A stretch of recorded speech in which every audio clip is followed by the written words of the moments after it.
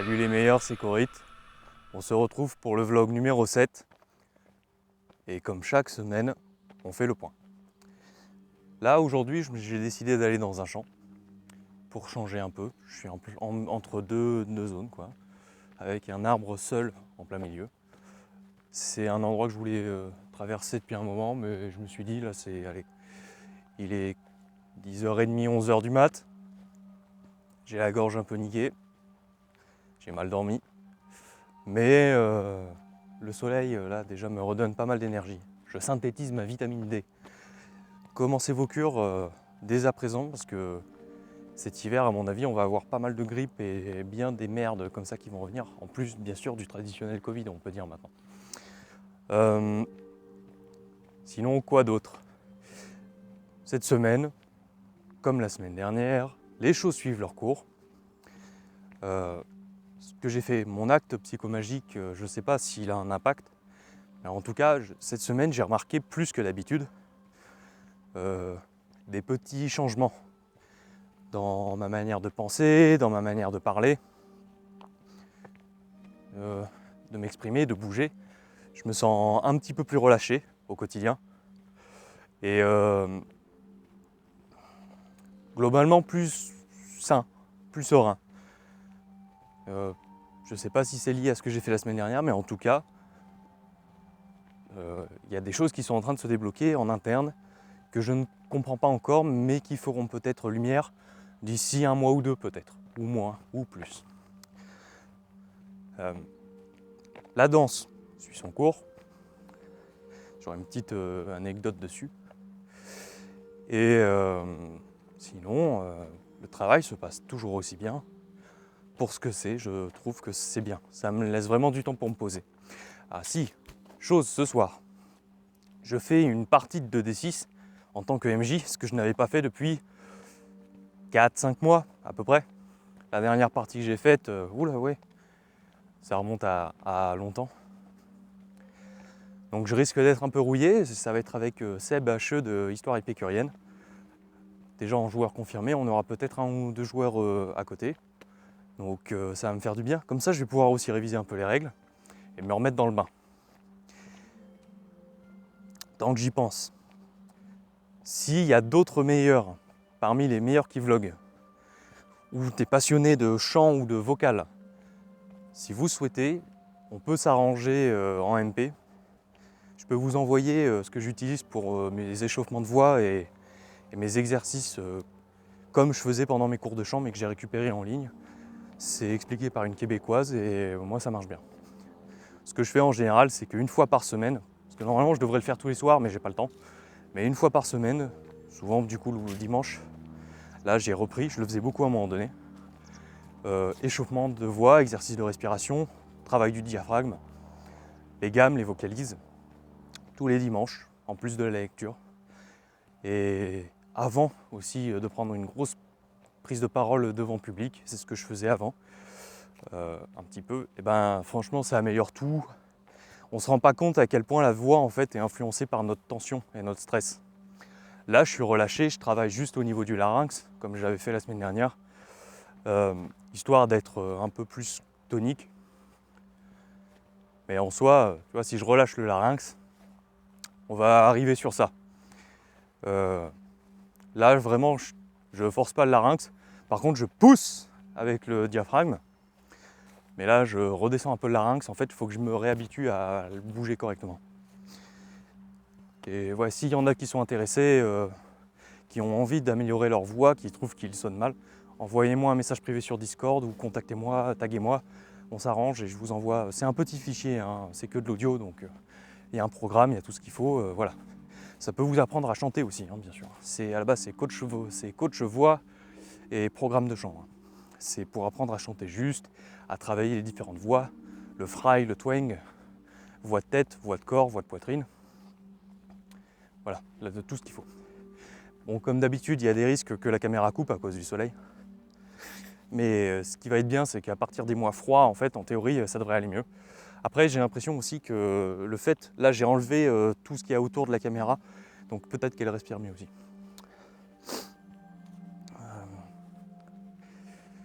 Mais j'ai pas grand chose à évoquer aujourd'hui comme sujet en réalité. Des fois, c'est bien aussi de rien avoir à dire. Et quand on n'a rien à dire, ben, on se lance quand même. Regardez, je vous fais profiter un peu du paysage du coup. Voilà. La Bresse. Elle est belle la Bresse. On va aller au fond là-bas et on va aller dans la forêt qui se trouve en contrebas après. Ça va être sympa. Ou alors tiens, on va peut-être aller là-bas sinon. Je sais pas. Tracteur. Pas loin également là, je sais qu'il y a une écurie avec les chevaux. Ouais. C'est pour ça que j'aime bien aussi être entre deux. Alors, le problème de ne pas être dans une grande ville, c'est qu'il y a du coup beaucoup de vieux. C'est comme ça. Mais par contre, l'avantage, c'est qu'il n'y a pas les connards. Il y a de la campagne, de la verdure. Moi, ça, c'est quelque chose, par exemple, qui me manquait beaucoup en ville, en fait, c'est l'accès rapide. Pas à un parc, je parle vraiment de la nature un peu plus brute, pas sauvage, juste moins bitumée. Voilà, avec des grandes étendues où tu peux marcher seul, à n'importe quelle heure, tu t'en fous, en fait, tu sais que tu croiseras personne. Et bien sûr, au moment où je dis ça, ah non, c'est juste un effet d'optique, ok. Le poteau. Alors tu vois, ça c'est con, hein, mais poteau électrique dans le champ, il y a un truc symboliquement, je sais pas pourquoi, ça m'a toujours fait triper, ce poteau-là en particulier. C'est un chemin que je prends très rarement en réalité, parce qu'il y a beaucoup de voitures autour. Et je suis plus un homme de la forêt à la base, quand je me promène.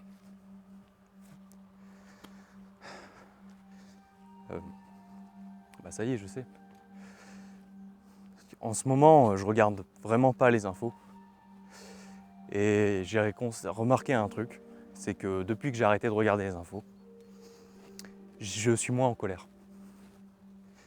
Je ressens moins cette envie de violence que j'avais des fois. À tel point que j'ai failli taper des gens hein, par tension en fait, liée à l'information. Et il y avait bien sûr, c'était un facteur parmi tant d'autres. Et justement, c'est là où je repense au film Orange Mécanique, qui est pour moi un de mes Kubrick, c'est mon Kubrick préféré personnellement. 2001, l'Odyssée de l'espace, j'arrive pas, trop long, mais je le regarderai un jour. Et Shining, oui, bien, mais vu et revu, je l'ai trop vu. Mais Orange Mécanique, je l'ai vu que quelques fois et même encore aujourd'hui, je trouve qu'il y a des choses qui touchent juste dans le côté exhibition, voyeurisme de ce que c'est aussi la violence. Vraiment, c'est brut, mais toujours avec ce côté Kubrick qui est bien esthétisé, vraiment les décors, la musique, l'ambiance, les costumes.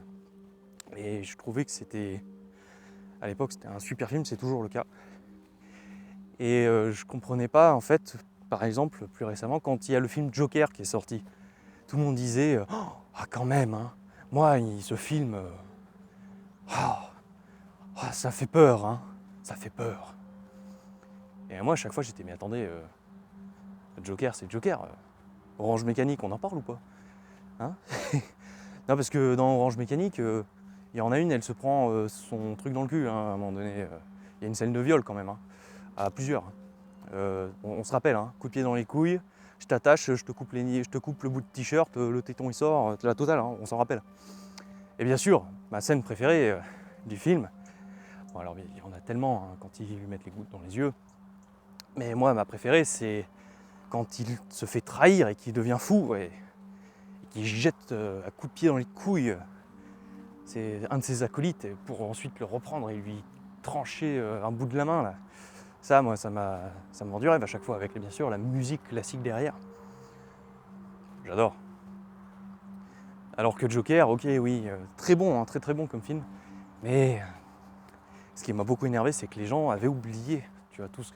C'est pas la première fois qu'on fait des films comme ça. Là où je trouve Orange Mécanique plus dur, c'est que il était en avance en fait. C'est dans la société anglaise, mais tu retrouves plein de choses qu'on peut appliquer aujourd'hui. les parents qui sont là, qui donnent le foyer, mais qui ne sont pas impliqués dans la vie du gamin. Parce qu'il faut savoir qu'en théorie, je crois, dans le bouquin, je ne sais pas si c'est le cas dans le film, mais il a 15 ans, hein, Alex. Donc c'est un jeune délinquant. Comme on a aujourd'hui en France, partout, dans les banlieues, et dans des endroits en fait où il y a un abandon total, quoi. Sur le plan éducatif, des valeurs. Et tu retrouves ces choses, cette hyper-violence qui arrive de plus en plus. Tu vois, des groupes, tu vois, comme, écoute bien, un groupe de jeunes qui se rassemblent pour consommer un produit, du lait, autre chose, qui sortent dans la rue, agressent les passants et règlent des comptes entre eux, entre groupes, et qui, à un moment donné, décident d'aller violer une bourgeoise chez elle, en ligotant son mari. Tu vois, quand même, hein ? C'est... Je dis pas à quoi ressemblent les jeunes en question, mais si je te dis que c'est Orange Mécanique, tu me dis « Ah oui, c'est vrai ». Mais si je te dis c'est un reportage BFM, tu peux me dire « C'est vrai aussi ». C'est là où il a été fort, Kubrick. Il a bien senti les choses. Alors que lui, c'était que la société anglaise. Bref. On arrive dans la forêt, nous allons descendre dans la pénombre. On va passer un peu dans le dark. Le seul mec que je croise, c'est un mec en train de chier dans la forêt. C'est le malaise, le malaise. Je m'éloigne un peu. Ça, c'est un truc sur les vlogs. J'arrive pas encore à ne pas m'arrêter de parler quand je croise des gens parce que j'ai pas envie de mettre mal à l'aise les autres et de me faire passer pour un fou, quoi, avec une caméra, parce que c'est un truc que les boomers ils comprennent pas. Ce serait quelqu'un de mon âge, ça me poserait pas de problème, mais comme je suis entouré de personnes assez âgées, ça on va me casser les couilles après, tu vois. C'est un peu de la sauce, c'est un peu comme si j'étais un magicien et que je faisais de la sorcellerie ou de la magie noire pour eux. Ils sont pas à l'aise du tout, ils sont pas à baise non plus. Là où l'humour est fait pour détendre, je suis pas très bon en humour. Par contre, faire du comique de situation, là, ok. Être dans un jeu de scène, utiliser mon corps dans l'espace pour démontrer des choses, pas de souci. Je suis très très bon là-dedans, j'adore faire ça. J'ai toujours fait ça. Pour moi, raconter quelque chose, en fait, je peux le faire à l'oral, mais là où ça prend tout son sens, c'est quand tu me donnes une surface pour animer le récit, en fait.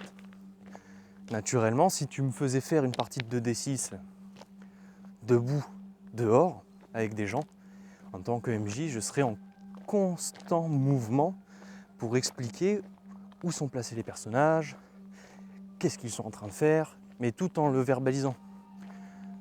Je monte à l'échelle, hop, donc là le mec monte à l'échelle, tu vois, je passerai mon temps à faire des choses comme ça. Je sais pas, parce que pour moi c'est complémentaire.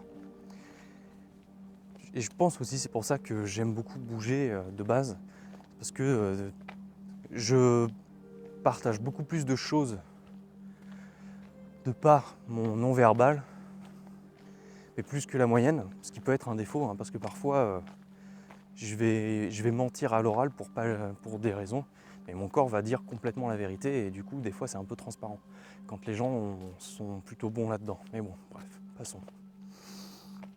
Ah, j'aime bien ici, c'est chouette. Je viens jamais d'habitude, je trouve que le plan est sympa, c'est bien. Là c'est ce qu'on appelle une ambiance bucolique. C'est chouette, hein. On voit la lune là-haut, là encore. Non, moi j'aime bien. Et la caméra n'a pas coupé. La caméra n'a pas coupé.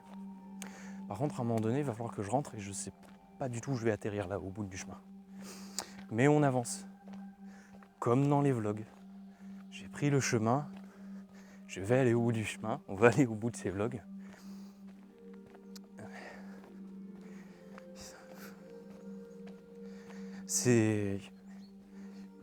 Ça fait déjà 7 semaines que je fais ça et j'ai toujours pas la réponse au sens derrière ces vlogs. C'est vraiment mon fil rouge en fait à moi. Pourquoi se filmer? Qu'est-ce que j'y gagne? Qu'est-ce que les autres y gagnent à me regarder? C'est une question, je me la pose à chaque fois que j'allume la caméra, chaque semaine. Mais je continue de le faire parce que j'ai pas la réponse. Donc je cherche quelque chose, mais je sais pas. Peut-être comme ce chemin, le plaisir n'est pas dans le départ ou l'arrivée, mais juste d'avancer. Voilà, peut-être. Comme dans la vie. Ce qui compte, c'est pas de la terminer, mais c'est de la vivre justement, la vie, pleinement. Le plus long, pas forcément le plus longtemps possible, mais le plus intensément possible. Et ça peut être très dur des fois. Tu vois, il y a des gens, ils ne conçoivent la vie qu'à travers le matériel. Tu le vois, hein, avec la montée des problèmes économiques. Il y a eu toute la vague là, pendant un an, c'était infernal. Les fameux Andrew Tate, les hommes alpha, super alpha, mais complètement dans le matériel. Putain, c'est quoi ça?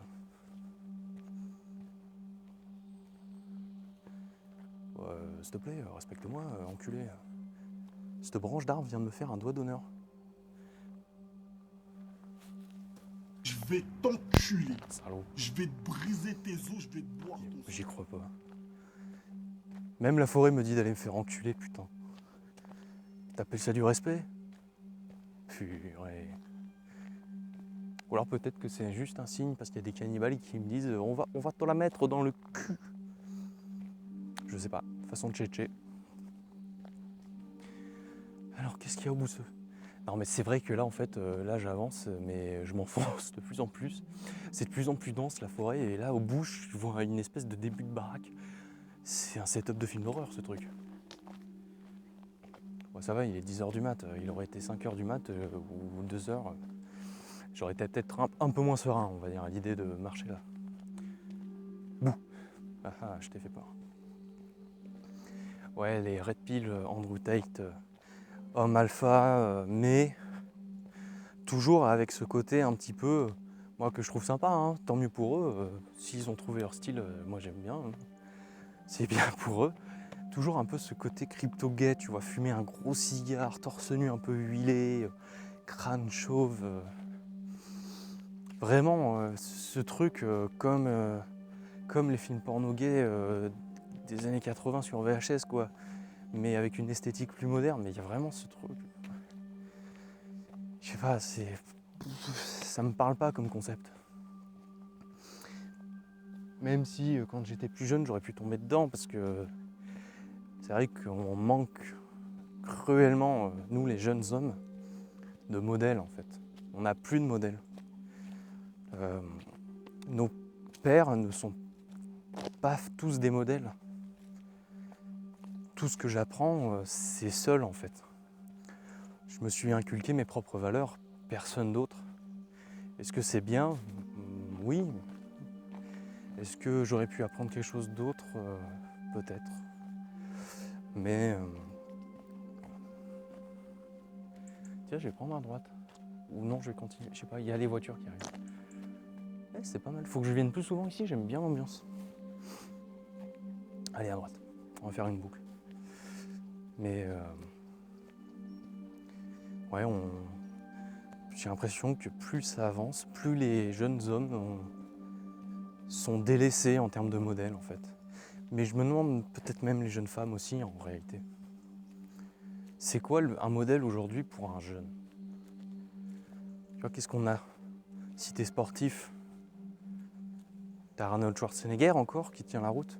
Mais dans ses jeunes années, quand il était bodybuilder, tu vois, toute la mentalité, l'Autrichien qui part de chez lui, qui abandonne sa famille pour tenter sa chance aux États-Unis, qui réussit dans l'immobilier, puis dans le sport, puis dans le cinéma, et qui devient gouverneur de Californie. Tu vois, il y a quand même c'est une histoire de dingue, Arnold Schwarzenegger. Mais disons qu'il n'est pas français comme modèle. Heureusement qu'on a Internet, t'imagines si on n'avait pas Internet, et qu'on était, je parle bien sûr dans la même situation, mais sans Internet aujourd'hui, qu'est-ce qu'on aurait comme modèle en France? Qu'est-ce qu'il y a comme... Non mais honnêtement, tiens, dans les commentaires, quelle personnalité française, pour les mecs, masculine ou même féminine d'ailleurs, vous inspire et vous donne une vision de ce que je veux être? Et pareil pour les dames, quelle personnalité féminine ou masculine en France vous donne, actuelle je parle, passé ça compte mais moins, mais actuellement je vois pas. Si tu as genre entre 15 et 25 ans, et que tu es vraiment dans la phase où tu as besoin d'être guidé quelque part, parce que l'adolescence c'est dur quand tu es seul et que tu n'as rien comme accroche. Moi j'ai pas spécialement de modèle. Ou alors si les modèles que j'ai, ça va être des modèles de sportifs, tu vois, pour la discipline. Mais sur le plan de la réussite économique, sur le plan de... j'ai pas spécialement de référent quoi. Moi il y a une personne quand même qui m'a beaucoup marqué quand j'étais au collège. Parce que j'ai lu sa biographie et que c'était pas noté. Hein, parce que bien sûr, lire un livre quand il y a une note sur 20 à la fin, il n'y a rien de pire pour décourager quelqu'un de lire. Hein. À titre personnel, ça a été mon cas. Moi, c'est la biographie de Marie Curie, qui pour moi en fait est une personne à suivre dans ses ambitions, son modèle. Même je dirais pour une personne qui veut s'intéresser à ce que c'est aussi la libération de la femme, la position forte, tu vois. Mais sans être dans la caricature masculine, vraiment la position, la force féminine, quoi. Tu vois, c'était une scientifique qui a fui la Pologne, qui a bossé avec son mari, ça les a tués, leurs travaux sur le polonium, je crois que ça s'appelait. À un moment donné, il y a tout un passage sur les inventeurs du rayon X qui font une démonstration. Eux, ils se mettent en face, ils se disent ouais, on va les baiser, on va leur mettre à l'envers, on est trop fort. Et vraiment, c'est une belle histoire, la biographie de Marie Curie, je vous invite vraiment à la lire, super passionnant. Je me rappelle pas de tout, mais le peu que je me rappelle, ça m'a marqué, j'avais 15 ans, hein, même pas, j'avais 13 ans. Pour moi, par exemple, ça fait partie de ces femmes qui me servent, moi, en tant que mec, en tant qu'homme, de modèle et d'influence.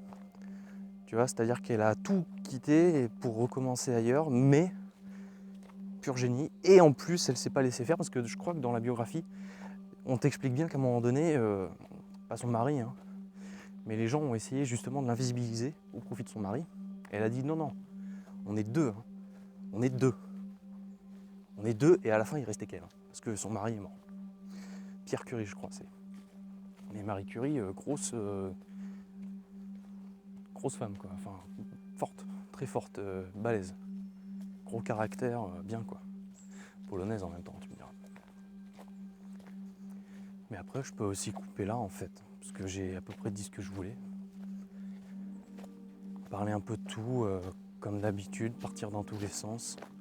Pas de ligne directrice, juste vider mon sac, faire un reset de ma mémoire vive cérébrale et repartir sur une semaine pour se remplir la tête de nouvelles pensées, de nouvelles idées qui pop dans ma tête. Je trouve que c'est un très bon exercice, même si c'est pas en public, hein. En non répertorié, je trouve que c'est très très bon en fait. Je le sens aussi, je dors mieux le soir parce que je sais que je n'ai pas besoin de tout me rappeler, de tout noter. Ça reviendra ou pas. Mais le fait de vlogger, de faire ces petits reportages de vie ma vie, de Corite, ça me fait du bien. Ça me libère. Mais je le sens hein, sur ma voix, sur ma posture là depuis quelques temps déjà. Plus ça avance, plus... Et ce qui est bien aussi, c'est que comme je fais beaucoup de sport et que je suis en train vraiment de fondre, plus ça va avancer, plus on va voir aussi physiquement que j'évolue. Et ça m'intéresse aussi de voir ma progression filmée un petit peu. Ce matin, j'ai fait un plan, je ne m'étais pas rendu compte, mais la caméra me met en valeur. Mes progrès également. Je l'ai pas filmé, hein. J'ai pas gardé, mais le fait de le voir sans avoir filmé, j'étais content. Parce que je commence à avoir vraiment une musculature qui ressort, c'est assez athlétique, j'aime bien. Encore beaucoup de gras bien sûr, il faut écrémer. Mais il y a quelque chose qui est en train de se dessiner. Je suis vraiment en train de... Parce que je sais pas si vous vous rendez compte, mais moi j'ai toujours été un peu en surpoids enfant. Parce que j'ai une grand-mère qui est pied noir et... Voilà, c'est grand-mère pied noir, c'est mange mon petit. Vas-y, mange. C'est l'amour qui te nourrit trop. Et moi en plus, j'aime pas dire non, surtout sur la nourriture. Ça c'est quelque chose que j'ai dû apprendre à faire, c'est accepter de laisser mon assiette, d'en laisser dans l'assiette quoi. Moi j'ai feinté pour y arriver, je dis c'est la part du pauvre. Allez hop. Comme ça me dérange pas d'en laisser, de gaspiller un petit peu. De toute façon c'est pas ma faute, j'avais qu'à enfin c'est pas ma faute, si c'est toujours de ta faute un petit peu. Mais maintenant je sais que je vais avoir tendance à vraiment demander à avoir moins dans l'assiette. Je mange beaucoup moins. Et c'est pas plus mal. On mange trop.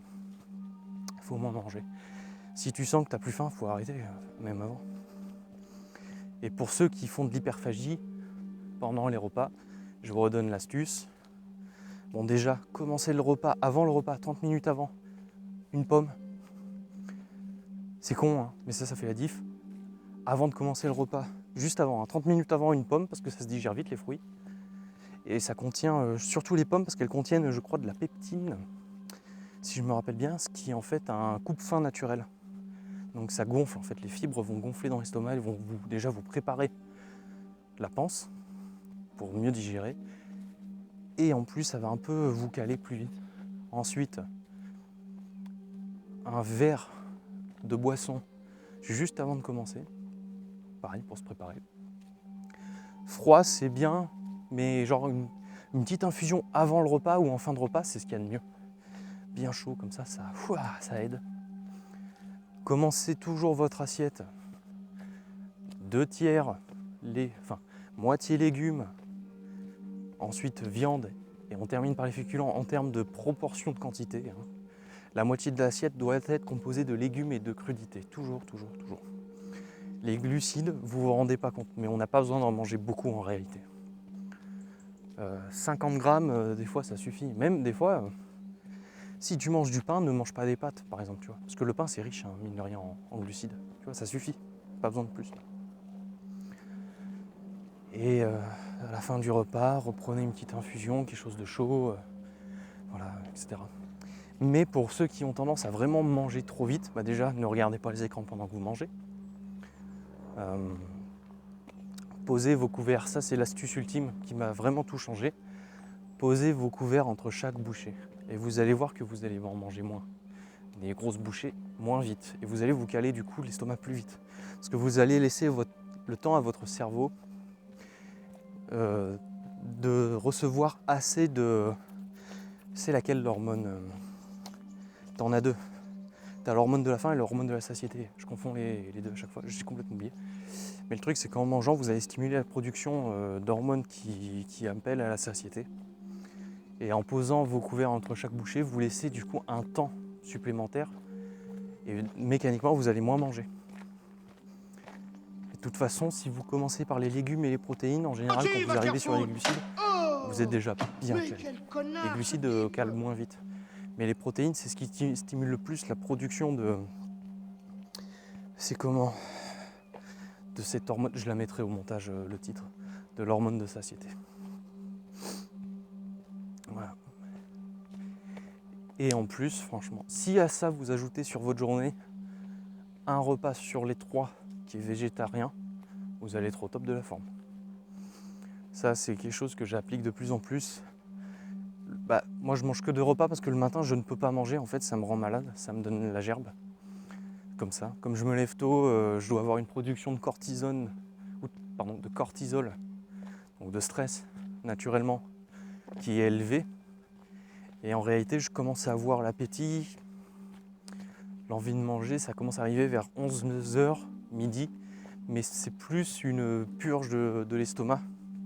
Tu sais, le fameux ventre qui gargouille et qui fait un peu mal des fois. C'est pas la faim, ça, souvent. On confond ça, mais en réalité, c'est plutôt une vidange. tu vois, le ventre se vide des derniers trucs qui traînent un petit peu, et il se prépare quoi, doucement.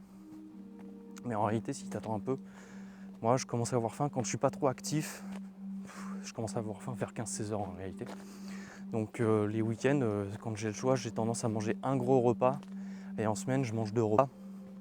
Et en général, ça va être donc le midi carné, protéines animales. Et le soir, plutôt végétarien, donc plus de légumineuses, des œufs, des produits laitiers, ce genre de choses.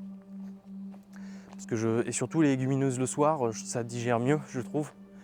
Le sommeil est meilleur en général quand je mange des légumineuses le soir. Et le matin, je chie mieux du coup avec les fibres. C'est con, mais c'est cadeau pour vous. Ouais, voilà, j'ai fait mon petit aparté nutrition. Ouais, j'ai abordé quelques trucs. Il y a un rapace qui traîne là qui... Putain, ouais, il y a une buse là qui passe. Ah, vous l'entendez peut-être pas, mais moi je l'entends bien. Je vais essayer de la filmer. Je sais pas. Là, je pense que c'est le chasseur qui traîne dans le coin. Donc là, elle fait un cri d'alerte. Je vais essayer de la filmer là pour voir. Ils sont deux.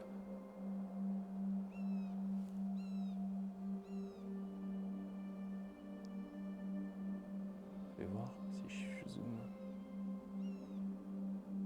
Ouais, il tourne là en haut. Là. Je sais pas si on voit bien. J'aime bien la nature des fois pour ça. C'est des moments chouettes. Allez. Bah écoutez, les meilleurs. Ça peut être quoi le thème de la semaine ou les thèmes de la semaine? J'aime bien ça, cette petite partie de conclusion de se dire ok, quelle est ma synthèse de la semaine? J'ai même pas abordé mon anecdote de danse, mais c'est pas grave, c'était pas si mystique que ça en réalité. Ok, c'est bon, j'ai. Bien, super. Synthèse. Avec tout ce que j'ai abordé, on a tous notre chemin ou nos chemins à parcourir. Mais malheureusement, des fois, on doit choisir une voie et avoir un modèle ou un maître philosophique physiquement présent avec nous va nous aider à aller sur cette voie parce que lui-même, en tant que modèle, a fait ce travail-là avant nous et peut nous indiquer les pièges en route et les impasses. Mais à force de suivre ce rôle-là, modèle, on va trouver nous-mêmes derrière nos propres chemins, nos propres voies. Mais du coup, on va devoir se confronter à nos pièges personnels. Et peut-être que si on est assez bon et que la voie que l'on a choisie part chez une autre personne qui veut accomplir les mêmes objectifs, eh bien peut-être qu'à ce moment-là, notre voie dans le grand chemin va apparaître à lui. Et à notre tour, nous allons le guider sur un bout du chemin que nous-mêmes avons parcouru et qui est le nôtre. Et derrière, le cycle se répète. La personne en question va trouver sa propre voie, il va découvrir ses propres pièges et il va ensuite transmettre son propre acquis. Voilà, des gens arrivent, fin de tournage, on est nickel. À bientôt les meilleurs et passez une bonne semaine. Et comme je l'avais dit la dernière fois, bouclez bien.